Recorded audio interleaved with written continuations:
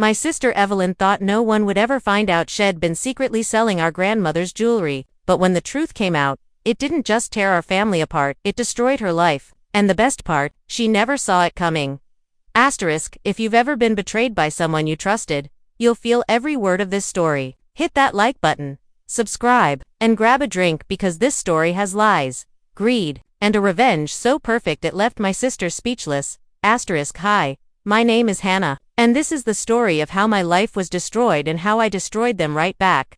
Asterisk, it started on a chilly October evening, the kind where the wind carries memories of autumn leaves and the faint smell of burning wood from neighbors' fireplaces. I was sitting in my car outside my parents' house, staring at the porch light that flickered every few seconds, wondering if I had the strength to walk inside.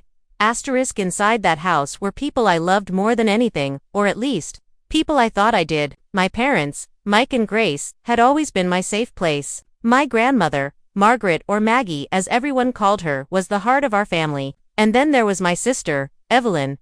Asterisk, Evelyn was 2 years older than me. Growing up, she was the golden child, perfect grades, perfect smile, perfect charm. Everyone adored her, including me. I was the quieter one, the sweet sister, always standing in Evelyn's shadow. And I didn't mind. Not really. I thought we were a team. But looking back now, I realize I was just a pawn in her carefully crafted game. Asterisk's Grandma Maggie had been unwell for months, her once vibrant spirit dimming slowly. She was the kind of grandmother who made everyone feel special. She'd bake your favorite cookies when you visited, slip a $20 bill into your pocket when no one was looking, and tell you stories late into the night about her youth, her love for Grandpa, and the struggles they faced. Asterisk, but above all, she cherished her jewelry collection. These weren't just sparkly trinkets. Each piece had history. There was a delicate sapphire necklace from her wedding day, a gold locket Grandpa gave her on their 10th anniversary, and a set of emerald earrings she wore every Christmas. As kids, Evelyn and I would sit cross-legged on the floor as Maggie carefully took each piece out, telling us the story behind it. Asterisk, someday, Maggie would always say, "These will belong to you girls, but you must promise to treasure them, not for their value, but for the memories they hold." Asterisk, I never imagined those words would be twisted into a nightmare. Asterisk, when Grandma passed away, the house felt empty. The silence was suffocating. We all grieved in different ways. My father buried himself in fixing things around the house. My mother busied herself with funeral arrangements. And I tried to be the shoulder everyone leaned on. Evelyn, on the other hand, seemed strangely composed, almost too composed. Asterisk, I told myself it was just her way of coping. I wanted to believe that, but little things didn't add up. Asterisk, a few days after the funeral, I went to Grandma's old bedroom to pack up some of her belongings. When I opened the top drawer of her vanity, my heart dropped. The sapphire necklace, the emerald earrings, the locket, they were gone. At first, I thought maybe my mother had moved them for safekeeping, but when I asked her, she looked genuinely confused. Asterisk, no, sweetheart, Mom said, frowning, I haven't touched them. Maybe Evelyn knows. Asterisk, when I asked Evelyn, she brushed me off. Hannah, seriously, we just lost Grandma, and you're worried about jewelry. They're probably just misplaced. Asterisk, her tone was light, dismissive, but her eyes flickered for the briefest second and I knew. Deep down, I knew. Asterisk, the next week, more items disappeared. Grandma's gold bracelet, her pearl ring. I felt sick. I confronted Evelyn again, more firmly this time, but she laughed it off. Asterisk, you're being paranoid, she said, flipping her perfectly straightened hair over her shoulder. Grief does weird things to your head. Asterisk, but that night, lying in bed, I couldn't sleep. My mind replayed every interaction, every small clue. Evelyn's new handbag, her freshly done nails, the way she'd been going out late at night and coming home with a little too much cash in her wallet. Asterisk. That's when it hit me like a punch to the gut. Evelyn wasn't grieving, she was profiting. Asterisk. The next morning, I decided to test my theory. I pretended to go out for coffee but instead parked a few blocks away and waited. Sure enough, around 10 a.m., Evelyn left the house carrying a small, velvet-lined box, the kind Grandma used for her more delicate pieces. Asterisk, I followed her, my hands gripping the steering wheel so tightly my knuckles turned white. She drove to a small pawn shop on the edge of town, glanced around nervously, and went inside. 10 minutes later, she walked out empty-handed, tucking a thick wad of cash into her purse. Asterisk, I felt like I couldn't breathe. My own sister, my blood, selling off Grandma Maggie's treasures like they were meaningless junk. But I didn't confront her. Not yet, because in that moment, as the betrayal seared into my chest, I realized something. Exposing her wasn't enough. No, I needed Evelyn to feel the weight of what she'd done. I needed to destroy her carefully curated image of perfection, piece by piece, until she had nothing left. And the perfect opportunity was coming soon. Our family meeting, where Grandma's will would be read. The days leading up to the family meeting felt like torture. Every time I saw Evelyn, my blood boiled, but I forced myself to smile and act normal. I needed her to believe she was still safe, that her secret was still intact. The meeting was scheduled for Saturday evening at my parents' house. My father, Mike, wanted it to feel respectful and intimate, like Grandma would have wanted. Little did he know, it was about to become the most explosive night of our lives. I spent those days preparing. Not just emotionally, but strategically. I started gathering proof quietly, carefully. First, I went back to that pawn shop. I'd waited until Evelyn was out with friends so she wouldn't suspect a thing. The bell above the door jingled as I walked in, and the air smelled faintly of metal and dust. A man in his 40s, balding with a kind smile, looked up from behind the counter. Can I help you, miss? He asked. I swallowed my nerves. Actually, yes, my grandmother recently passed away, and some of her jewelry went missing. I think it might have been brought here. His expression shifted, cautious now. We get a lot of pieces, ma'am. Hard to say without specific details. So I gave him details. The exact description of Grandma's sapphire necklace, the emerald earrings, the engraved locket. As I spoke, his eyes flickered just for a second, but it was enough. I'm sorry, he said, shaking his head. Nothing like that here. He was lying. I could feel it.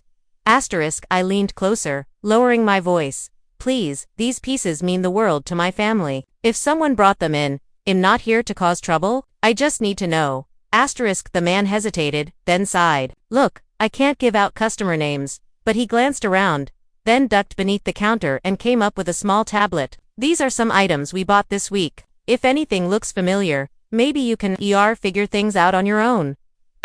My heart raced as I scrolled through the images. And then I saw it, Grandma's sapphire necklace, gleaming under harsh fluorescent light. My stomach twisted, but I kept scrolling. The emerald earrings, the gold bracelet, even the engraved locket with Mr. etched into the back. For Margaret and Robert, my late grandfather. Tears stung my eyes. There was no denying it now. I thanked the man and left, my hands shaking as I clutched my phone. I'd secretly taken pictures of everything. Proof. Evelyn couldn't talk her way out of this. But I didn't stop there. I wanted to know exactly how deep her betrayal went, so I started tracking her movements, checking her social media for little hints. Evelyn loved to flaunt her perfect life online. And while she didn't post anything about the jewelry, there were subtle signs. A designer handbag she couldn't afford, a weekend spa trip, even a new set of tires for her car. Each post felt like a slap in the face. By Friday night, I had a folder on my laptop labeled Evelyn's Lies. It contained screenshots, photos, timestamps, everything I needed to destroy her. But there was one final piece I needed. Witnesses. I couldn't risk confronting Evelyn alone. If it was just my word against hers, she'd manipulate everyone like she always did. I needed her to confess in front of the entire family. So I came up with a plan.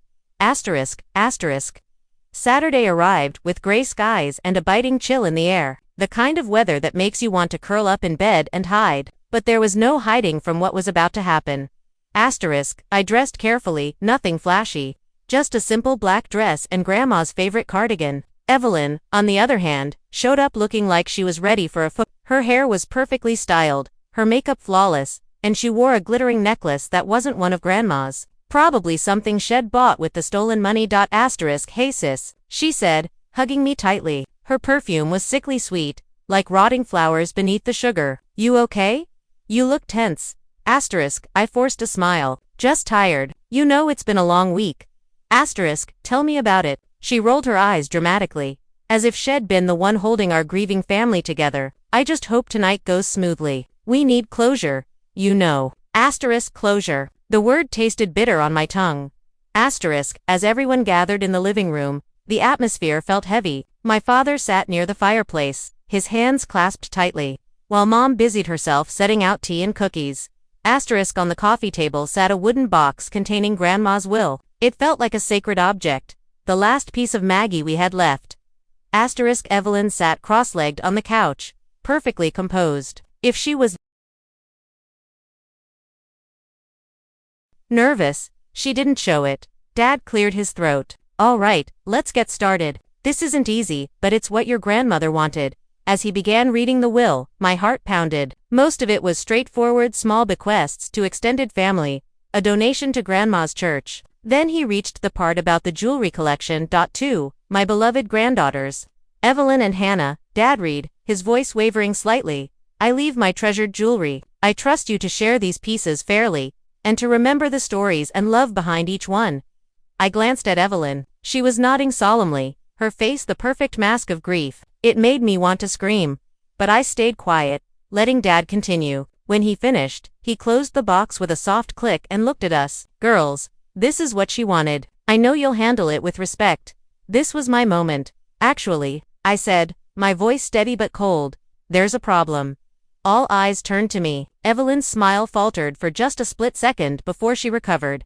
A problem? Dad asked, frowning. What do you mean, Hannah? I reached into my bag and pulled out my phone. Some of Grandma's pieces are missing, and I think we all deserve to know why.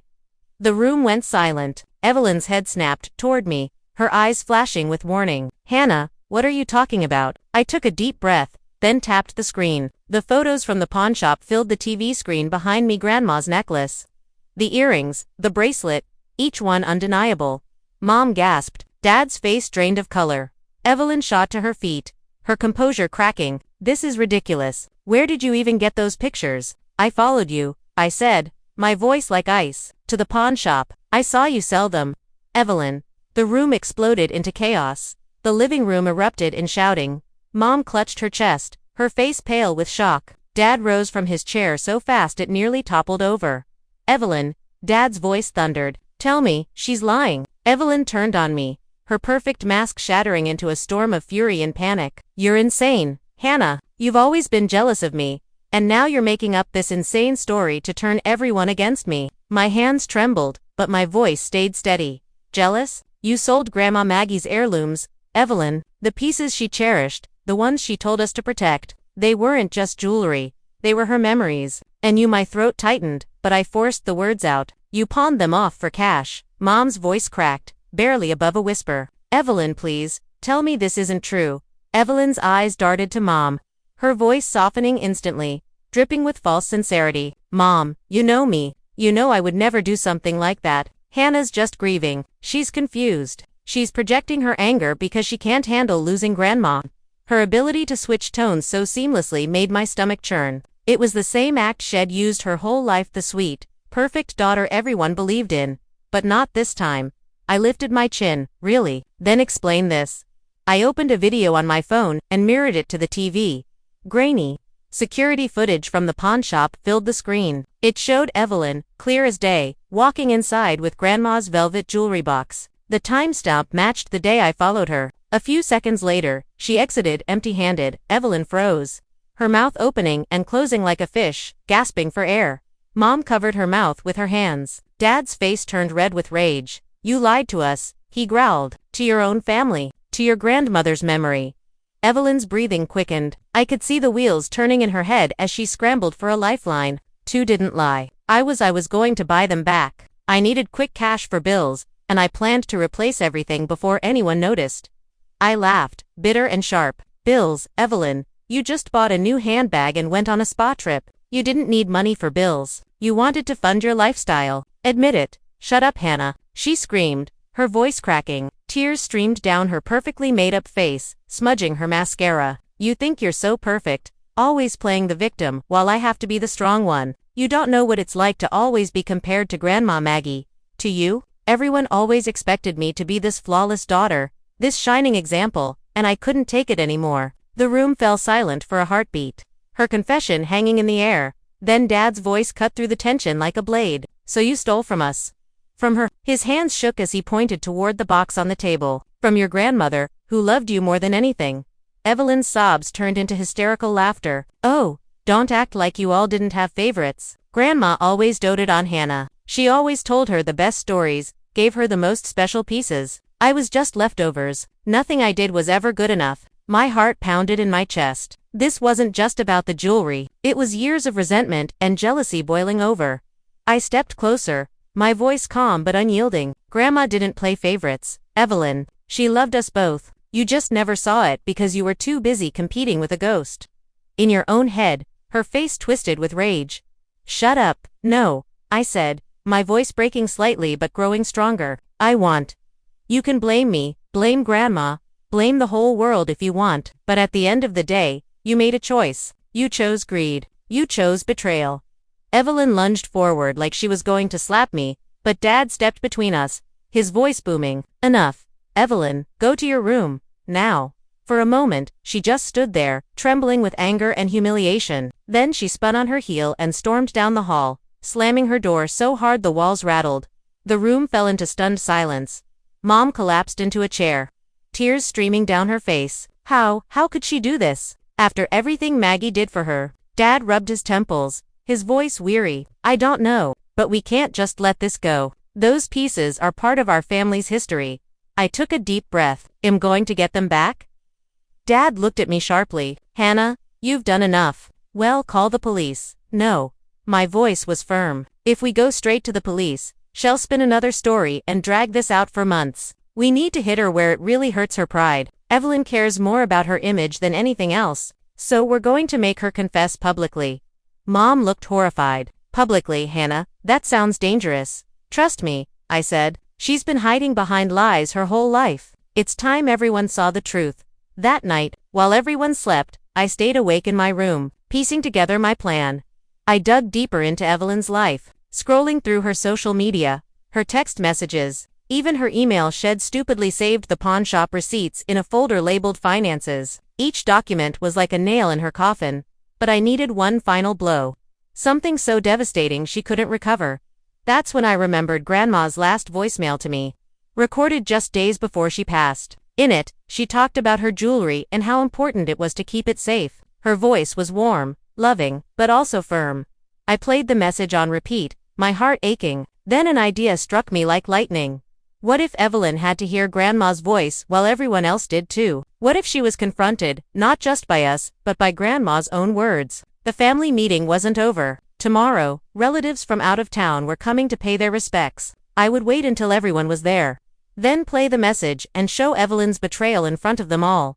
She wouldn't just lose her jewelry or her money. She would lose her reputation, her image, everything she valued most. I smiled to myself in the darkness, my mind already rehearsing the moment of destruction. The next day, I woke up early and slipped into Evelyn's room while she was out. My hands shook as I opened her closet and found a small lockbox tucked behind a stack of shoes. Inside were the last few unsold pieces of Grandma's collection. I carefully removed them, then placed an envelope inside. It contained a single piece of paper with 3 words written in bold. Black ink. I know everything. When Evelyn returned home that afternoon, she walked straight to her room. A few seconds later, a scream echoed through the house. Showtime was coming. Evelyn's scream ripped through the house, high and guttural like a wounded animal. Mom jolted upright on the couch, spilling her tea. Dad's face tightened, and he rushed toward the hallway. What now? He muttered, striding toward Evelyn's room. I stayed seated, calmly folding my hands in my lap. My heart was pounding, but outwardly, I appeared perfectly composed. This was all going according to plan. The door slammed open, and Evelyn stormed out, wild-eyed and shaking. She clutched the empty lockbox in one hand and the note ID left in the other. Her hair was a mess, mascara streaking down her face. She looked nothing like the flawless, Instagram-perfect sister she portrayed to the world. Where is it? She shrieked, shoving the paper in Dad's face. Who did this? Who went through my things? Dad snatched the note from her hand and read it, his expression darkening. You mean this? Evelyn, who wrote this? I don't know, she screamed. All of Grandma's pieces I hadn't sold yet are gone. Someone stole them from me. Dad's head snapped up. You admit it then. You admit you had them. Evelyn froze, realizing her mistake, then tried to backtrack. To mean, I was keeping them safe. For the family, I didn't sell anything. I stopped lying. Evelyn, Dad roared, His voice was so loud it rattled the picture frames on the wall. We saw the proof yesterday, and now this. Evelyn's face twisted with rage and desperation. She spun toward me, pointing a shaking finger. You. This is you, isn't it, Hannah? You've been out to get me from the start. I tilted my head, feigning confusion. Why would I need to get you? Evelyn, you've done a perfect job destroying yourself. Asterisk, her scream was almost inhuman. She lunged at me, but Dad grabbed her arms, holding her back as she kicked and flailed. Asterisk, that's enough, he barked. Go to your room and stay there until tonight. When the rest of the family arrives, we'll settle this once and for all. Asterisk, Evelyn's chest heaved as she glared at me with pure hatred. This isn't over, she hissed before storming back to her room and slamming the door. Asterisk, the rest of the day passed like a coiled spring, ready to snap at any moment? Asterisk, Mom was quiet, moving through the house like a ghost, her face pale and tight. Dad paced endlessly, muttering under his breath. Asterisk, I stayed busy preparing for the evening. Asterisk, one by one, family members arrived, aunts, uncles, cousins, all dressed in muted colors, bearing casseroles and somber expressions. They came to honor Grandma Maggie's memory, completely unaware of the bombshell about to drop. Asterisk, I greeted them warmly, hugging each relative, chatting softly, playing the part of the dutiful, grieving granddaughter. Meanwhile, Evelyn stayed locked in her room, no doubt plotting how to spin the narrative in her favor. Asterisk, at 6 o'clock sharp, everyone gathered in the living room. The atmosphere was heavy but respectful. Asterisk, I glanced around the room. Aunt Marcy was dabbing her eyes with a tissue. Uncle Frank stood stiffly near the fireplace, his jaw clenched. Even little cousins were unusually quiet, sensing the tension. Asterisk, Dad cleared his throat. Thank you all for coming tonight. Margaret Maggie meant the world to this family. She asked us to come together one last time, and we're here to honor her. Asterisk, there were murmurs of agreement. Then he gestured toward me. Hannah has something she wants to share. Asterisk, all eyes turned to me. My palms were sweaty, but my voice was steady as I began. Thank you. I know tonight is supposed to be about Grandma, and it will be, but there's something that's been eating away at me since she passed. Something I can't keep quiet about any longer. Asterisk, whispers rippled through the room. Aunt Marcy leaned forward. What is it, dear? Asterisk, I took a deep breath. Grandma's jewelry. The collection she loved so much, it's gone. Sold, stolen. Asterisk, gasps filled the room. My mother covered her mouth, tears welling up again. Asterisk, Evelyn's door creaked open. She emerged, perfectly composed now, her makeup reapplied, her hair smoothed into its usual glossy perfection. It was like she'd donned a mask. Asterisk, that's a terrible accusation, Hannah, she said smoothly, walking into the center of the room, and completely untrue.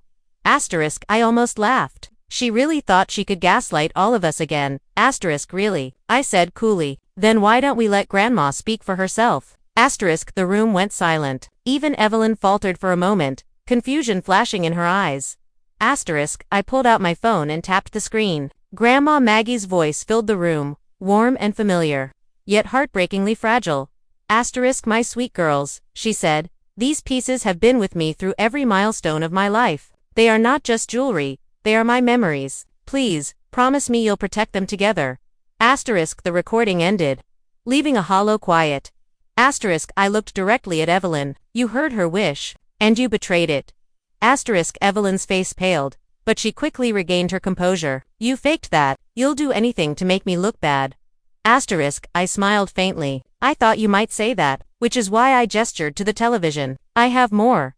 Asterisk, on the screen appeared the video footage from the pawn shop again. This time, ID added timestamps and close-ups. Asterisk, the entire room gasped as they watched Evelyn carrying Grandma's jewelry box inside. Then leaving empty-handed. Asterisk, no, Aunt Marcy whispered, shaking her head. No, Evelyn, tell me this isn't real. Asterisk, but Evelyn wasn't ready to give up. That's not me. That could be anyone. Asterisk, Uncle Frank stepped closer to the screen. It's you, Evelyn, clear as day. Asterisk, Evelyn's perfect facade began to crack. She trembled, her eyes darting wildly as the room closed in on her. Asterisk, this is a setup, she screamed. Hannah's always been jealous of me. She planted this. She. Asterisk, Dad slammed his hand on the coffee table so hard it rattled. Enough lies. Asterisk, the entire room fell silent at his outburst. Asterisk, he turned to Evelyn, his face red with fury. I don't care what excuse you come up with. You sold your grandmother's heirlooms. You stole from this family. And you've shamed us all. Evelyn staggered back, tears spilling down her face. No, please. I didn't mean to. I stepped forward, my voice calm and razor-sharp. Then why, Evelyn, did I find these? I held up the remaining pieces of Grandma's jewelry, the ones I'd taken from Evelyn's room earlier. Gasps echoed around the room. Evelyn's knees buckled. She fell to the floor, sobbing. It's over, I said softly, almost gently. Everyone sees the truth now. But this wasn't the end. Not yet. Evelyn had humiliated our family in private, but her entire life revolved around appearances, her reputation in town, her curated social media presence, her endless need for validation. To truly destroy her, I needed to take this beyond our living room. As the relatives murmured among themselves, some comforting Mom, others glaring at Evelyn. I slipped into the hallway and dialed a number. Hello. A deep voice answered. Detective Harris. I said. It's Hannah. We need to meet. Tonight. There was a pause. Do you have proof? I glanced back at the living room, at Evelyn kneeling on the floor, surrounded by the wreckage of her lies. Oh. I have plenty, I said, my voice cold and certain. And tomorrow, the whole town will too. When I hung up, Evelyn looked up at me, her face streaked with tears and mascara. What are you doing, Hannah? She asked, her voice trembling. I smiled, not kindly. Finishing what you started. The room buzzed with murmurs as Evelyn sat crumpled on the floor, shaking. Relatives whispered, some in disbelief, others seething with anger. Mom sat frozen on the couch, her hand clamped over her mouth, while Dad stood like a statue, fists clenched at his sides. But I wasn't watching them. My eyes were locked on Evelyn, my sister, my rival, the girl who'd spent her whole life looking down on everyone else. This was the moment I'd been waiting for. I crouched down so only she could hear me. My voice was soft, but every word cut like glass. You thought you were untouchable. You thought you could take from Grandma, from this family, and no one would ever hold you accountable. Her tear-streaked face turned toward me, eyes wide with panic. Hannah, please, you don't understand. Too was desperate. The bills. No. My tone was sharp, final. You were greedy. There's a difference.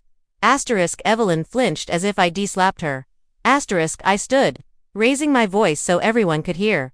This isn't just about jewelry. It's about respect. It's about Grandma Maggie's legacy. She trusted us, and Evelyn spit on that trust for money. Aunt Marcy's face crumpled with grief. Margaret would be heartbroken, she whispered. Dad stepped forward. His expression unreadable. Evelyn, he said, his voice trembling with restrained fury. From this day forward, you are no longer welcome in this house until you've made amends publicly. You'll return every cent you got from selling those pieces, and you'll face the consequences. Evelyn's head shot up. Publicly. No, Dad. Please but I cut her off. Too late. I lifted my phone, tapped the screen, and cast the video footage onto the television again. Only this time, it wasn't just for the family. It was live streaming. Gasps erupted as the little red icon appeared in the corner of the screen. The chat on the side exploded instantly. Friends, neighbors, even people from Evelyn's work began flooding in, watching the entire confrontation unfold in real time. Evelyn's face went pale. You wouldn't. She stammered, scrambling to her feet. Hannah, please, you can't do this to me. Everyone will see. That's the point, I said coldly. You humiliated Grandma in secret. Now you'll face the world in truth. She lunged at me, but Dad grabbed her, holding her back as she thrashed and screamed. Turn it off, she wailed. Please, turn it off. IDIDNT. I, let the world see every lie, every tear, every frantic excuse. By the time Detective Harris arrived, the chat was filled with angry comments, demanding justice. He stepped into the living room, taking in the scene with a sharp, assessing gaze. Evelyn Carter, he said, pulling out a pair of handcuffs. You're under arrest for fraud and theft. The sound of those words was like a gavel striking. Evelyn went limp. sobbing as Harris read her rights and cuffed her wrists. Mom finally broke down, covering her face and weeping uncontrollably. Dad wrapped his arms around her, silent tears slipping down his own face.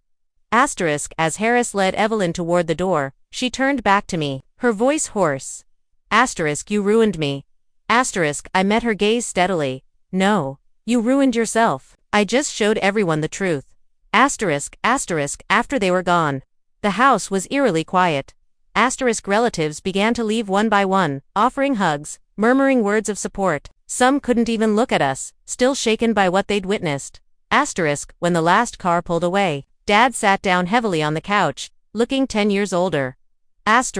Hannah, he said softly, what you did tonight, it was brutal, but it was right. I swallowed hard, my throat tight. Grandma deserved better than lies and betrayal. We all did.